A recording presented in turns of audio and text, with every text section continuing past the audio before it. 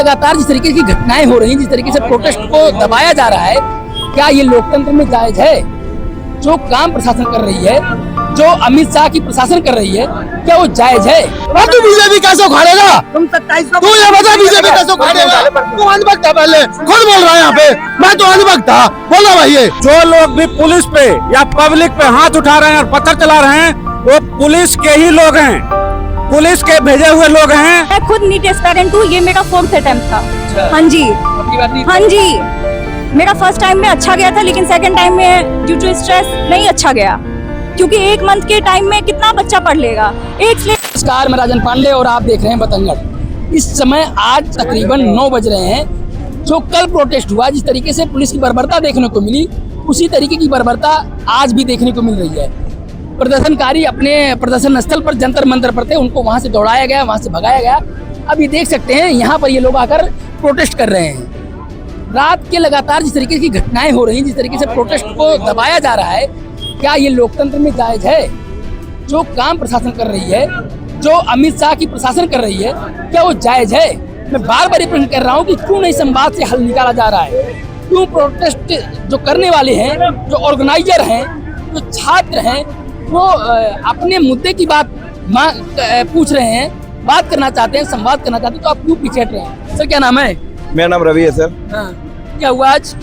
आज जैसे अभी हम शाम से ही प्रोटेस्ट में आए हुए हैं, तो पुलिस ने पूरी तैयारी कर ली है। अभी दोबारा से जो है स्टूडेंट्स के ऊपर पूरा लाठी बरसाने के लिए पूरी तैयार है पुलिस। आप देख सकते हैं अभी कितनी देर पहले भी कई बार लाठीचार्ज हो चुके हैं हम सबके ऊपर। आप तो खुद लाठी खा के बैठे सर। कल की घटना है सर। हाँ, कल की घटना है। तो पूरे देश में लाठीचार्ज इन्होंने करा हुआ है, फिर भी इनको शर्म नहीं आ रही है। मोदी को जल्दी से जल्दी इस्तीफा देना चाहिए और ये लाठीचार्ज रोकना चाहिए। मोदी जी स्क्रीन पे आके सुबह ट्वीट करके कहते हैं कि नीट पेपर का जो लीक है, ये आत्म घोर पाप है। बिल्कुल, ये पाप करा तो तुम ही रहे हो ना, तुम ये पाप रोक दो। खुद ही पाप कराते हो, खुद ही उसको बोलते हो आके। तो ये सब बंद करो और ये लाठीचार्ज होना बंद होना चाहिए सर, मेरी यही रिक्वेस्ट। सर ये बताइए, आप छात्रों के गार्जियन हैं, आप घटनाक्रम के बारे में बताएंगे कि किस तरीके से पुलिस का रवैया रहा कल से लेकर आज तक का? देखिए, पुलिस खुद ही एक ट्रक पत्थर ला कर रखी है। पुलिस के कुछ बंदे हैं, कोई भी हमारा कोई भी आंदोलनकारी न हिंसक होगा, न पुलिस पे हाथ उठाएगा, न पब्लिक पे हाथ उठाएगा। जो लोग भी पुलिस पे या पब्लिक पे हाथ उठा रहे हैं और पत्थर चला रहे हैं, वो पुलिस के ही लोग हैं, पुलिस के भेजे हुए लोग हैं। और उसी चीज को बहाना बनाकर पुलिस लाठीचार्ज करे छात्रों पर। कल से मैं देख रहा हूँ यार, आपको मेलोनी से मिलने का समय है, अपने ही देश के छात्रों से मिलने का समय नहीं है, अपने ही देश के वैज्ञानिकों के मिलने का समय नहीं है। क्या नाम है आपका? अंशु। कहाँ से हैं? अशोक विहार।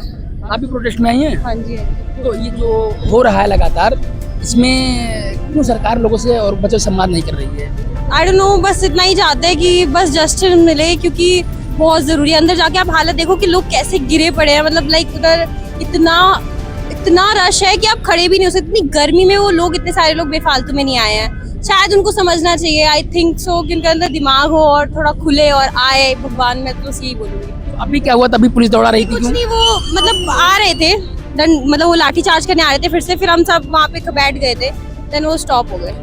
कुछ हमारे पीपल्स थे, उनको बोतल वगैरह मार रहे थे, तो इस वजह से वो आ रहे थे। बस यही हुआ, बाकी अंदर बहुत रश है। अगर इस तरीके से जो आप बोल रही हैं कि कुछ बच्चे ने ही इस तरीके से प्रतिक्रिया की है, तो अगर ऐसी प्रतिक्रिया आएगी तो आप लोगों के लिए प्रोटेस्ट में दिक्कत होगी? उनके गुंडे आए थे उसके बीच में, हमारे बीच में, कि उनके ऊपर बोतल फेंक के लाठी चार्ज कर रहे हैं, फिर पुलिस हमारे साथ पीछे कर रहा है ऐसे। आपकी प्रोटेस्ट को कमजोरी तो करेगा जरूर। मैं तो चाहती हूँ कि हम सब एक मिल के खड़े हो, जैसे वो हमें मार रहे हैं हम भी मार सकते हैं उन्हें। ऑफ कोर्स कोई डरे ना, इकट्ठे मारेंगे तो वो भी पीछे चले जाएंगे। हम उनसे ज्यादा, आई थिंक हमारे जो लोग हैं उनसे ज्यादा है, तो हम भी कर सकते हैं, बट पता नहीं क्यों लोग डर जाते हैं। क्या लगता है कि कोई बात संवाद बढ़ेगी कि बस ऐसे चलेगा? क्योंकि कल सुनने में आया था कि जेपी नड्डा जो कुछ कॉकरोचेस के प्रतिनिधि हैं, स्पोक पर्सन से बात किए थे, आज भी शायद कुछ बात हुई, तो कुछ हल निकला? कुछ आपको दिखा? मेरे को नहीं लग रहा कुछ होने वाला। आई डोंट थिंक इतना कुछ हो गया, फिर भी अभी तक कुछ नहीं हुआ, तो कुछ भी नहीं होगा। मुझे नहीं लग रहा है कुछ होने वाला। शायद वो कुछ भी नहीं करेगा, ऐसे चलता रहेगा ये, शायद से। होप तो नहीं है, बट लेकिन ना हो ऐसा, बट होता रहेगा। ऐसी सरकार है तो होता ही रहेगा। ये नहीं मानेगा, बिल्कुल नहीं मानेगा। कहाँ से हैं? बिहार से। कब यहाँ प्रोटेस्ट में शामिल हुई हैं? मैं कल से कंटिन्यू आ रही हूँ सुबह से। कल से हाँ जी। कल जो घटना हुआ वो पूरा आपने देखा होगा, हाँ जी, मुझे किस तरीके से समझ बच्चों के साथ बर्बरता की गई।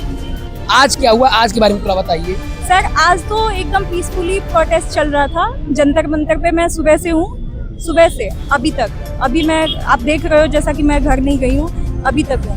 पीसफुली चल रहा था, अचानक से टीयर गैस के गोले वाले गाड़ी अंदर गए जंतर मंतर के अंदर, और अचानक से सारे पुलिस जितने भी अंदर थे सब अंदर आए। वहाँ से लोगों को भड़का के बाहर भगाया गया और वहाँ से हमें डंडे भगा भगा के मार मार के इधर तक लेके आया गया। अच्छा, हाँ जी। मतलब जंतर मंतर पर टीयर गैस की जो गाड़ी थी हाँ। वो वहाँ गई है। हाँ। हालांकि गोले नहीं छोड़े, लेकिन वो गई और जो कांग्रेस बैठे हैं, जो युवा बैठे हैं, उनको परेशान कर हाँ रहे जी, हैं। हाँ जी। डंडे लेके भी फिर यहाँ तक अटैक किया गया, हमें वहाँ से भगा भगा के यहाँ तक। फिर अभी हम लोग घर जाने को निकले हैं। ये बताइए कि कुछ हल निकलेगा कि बस ऐसे चलता रहेगा, आप लोग पिटते रहेंगे, जब तक युवा हमें पिटते। रेजिग्नेशन नहीं मिलेगा ये चलता रहेगा। मैं खुद नीट एस्पायरेंट हूँ, ये मेरा 4th अटेम्प्ट था। अच्छा। हाँ जी, अपनी बात नहीं। हाँ जी। मेरा फर्स्ट टाइम में अच्छा गया था, लेकिन सेकंड टाइम में ड्यू टू स्ट्रेस नहीं अच्छा गया, क्योंकि 1 मंथ के टाइम में कितना बच्चा पढ़ लेगा। एक सिलेबस को दोबारा पढ़ने में जो वो होती है ना, वो बस स्टूडेंट वो पेन जान सकता है। ये मेरा 4th अटेम्प्ट था। मैं क्लास 2 दिन का क्लास मैं फिर से दूंगी, जब हार नहीं मान रही मैं ऐसे लोगों की वजह से। जब तक मुझे नहीं मिलेगा इंसाफ मैं आऊंगी, जब तक हो पाएगा। लेकिन आप आएंगी, आपके साथ और लोग आ रहे हैं लगातार। हाँ जी, आ रहे हैं। लेकिन बात ये समझ में नहीं आ रहा कि आखिर बच्चे कब तक धूप, गर्मी और बारिश से परेशान होंगे, कब तक ये लाठी इनके खाएंगे, इनके डंडे खाएंगे, इनके आंसू गैस के गोले दागे जाएंगे इनके ऊपर, कब तक ये चलता रहेगा, कब जब तक? तक इंसाफ नहीं मिलेगा सर, ये आर्या पार वाला सीन हो गया है। आर्य पार का मतलब या तो हमें मार दो या तो हमें इंसाफ दे दो, ये नहीं चलेगा। तो क्या आपको उम्मीद है, अभी बचा हुआ कुछ उम्मीद की प्रधानमंत्री नरेंद्र मोदी आप लोग को इंसाफ दिलाएंगे? नहीं सर, वो डबल फेस जो होता है ना उनका, वो है। वो अंधभक्तों को बस नहीं दिखता, हमें बहुत टाइम पहले दिख गया है, बहुत टाइम पहले। गोर्त भारद्वाज और पंडित जी आदमी, मैं बीजेपी कार्यकर्ता हूँ, ठीक है, युवा अध्यक्ष हूँ, और भाई मैं बीजेपी को सपोर्ट करता हूँ। 50 वोट है मेरे घर घर की, बट मैं आज से सपोर्ट नहीं करूंगा। पूछो क्यों?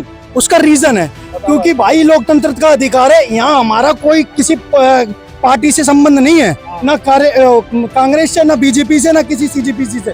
हमारा यहाँ जो मुद्दा है वो शिक्षा के ऊपर है, और शिक्षा हर आदमी को चाहिए, चाहे वो स्टूडेंट हो, चाहे वो कैपेबल आदमी हो, चाहे वो जॉब वाला हो, किसी भी एनीवन पर्सन। यूथ जो है वो भारत में सभी देशवासियों को, सभी बच्चे से लेके बूढ़े तक को, सबको शिक्षा चाहिए, और शिक्षा की लड़ाई है, और तन मन धन से साथ है भाई जी, तन मन धन से साथ है। जब बीजेपी समर्थक को अंधभक्त बोला जाता है तो आप कैसे इसमें शामिल हो गए? अरे अंधभक्त कैसे? यहाँ आके देखो ना मेरे भाई, कोई अंधबंदी, यहाँ आके देखो, यहाँ आंखें खुल गई भाई। वो पहले की सोच थी, कल हमने लाइव देखा, हमारे सामने क्या हुआ है, हमने लाइव देखा है कि किस तरीके से स्ट्राइक हुआ प्रोटेक्शन के बाद।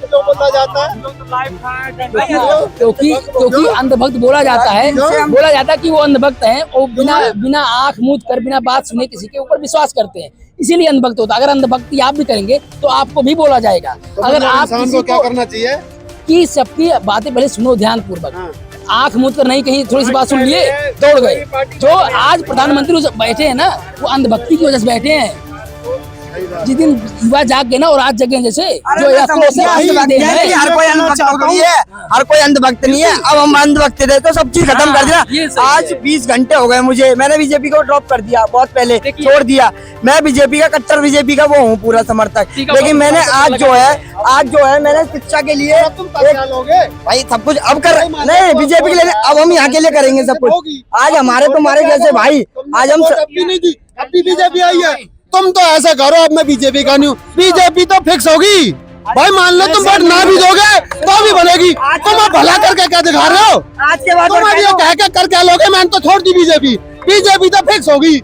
चलो मान लिया, बता दे तू आप 27 के इलेक्शन में देख लेना तुम कितनी फिक्स हो जाएगी। 27 के इलेक्शन में सारी गिर जाएगी। तुम 27 में बीजेपी आया था, और तू बीजेपी कैसे उखाड़ेगा? तुम 27 तू ये बता बीजेपी कैसे उखाड़ेगा? तू अंधभक्त था, पहले खुद बोल रहा है यहाँ पे, मैं तो अंधभक्त था, बोला भाई ये अभी बोल रहा ना मैं अरे मैं अंधभक्त खत्म कर दिया ना मैंने, और तुम 27 में प्रधानमंत्री को लिया ना, तुम प्रधानमंत्री को लिया ना, सारा सोल्यूशन निकल जाएगा तुम्हें 27 के इलेक्शन में, सब एक खत्म हो वन गया। बाई वन बात करो, वन बाई वन बात करो, लड़ो मत, मुझे बताओ क्या सोल्यूशन बताते रहो।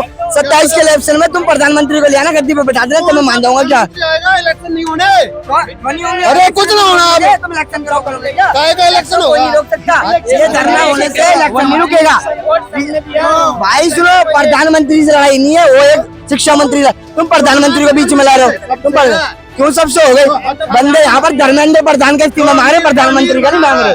प्रधानमंत्री तुम समर्थक भी हो, विपक्षी भी हो, तुम्हारा समझ में नहीं आ रहा तुम क्या हो, तुम्हारे दो क्या कह रहे हैं तुम्हारे हमारे शिक्षा मुद्दे पे, अभी जो हमारे शिक्षा मुद्दे पे भाई यहाँ समझने के लिए नहीं आ रहे हो, कौन क्या है यहाँ, तुम समझने के लिए नहीं आ रहे हो। शिक्षा के हम ये लड़ाई लड़ रहे हैं ना, शिक्षा के लिए खड़े हम शिक्षा के पक्ष में, हम किसी उसके लिए, हम किसी पार्टी के लिए, किसी सरकार के लिए नहीं है, प्रशासन के बच्चों के लिए, सभी जो के लिए घंटे समान मारे ना, कानून ऐसे फिक्स है। बच्चों को तो तुम टच भी ना कर सकते। अरे मेरे भाई, यहाँ हमको लड़ाई करने आए, हम समझ रहे हैं भाई, मैं कल की लड़ाई में हमने हाथ दिया। बच्चे फौरन में पढ़ रहे हैं, सबको पता है भाई, सबको पता है, नहीं पता यहाँ तो गरीब का बच्चा आ रहा है, सर फोड़ रहा है, सर फोड़वा रहा है। भाई कहाँ से हो?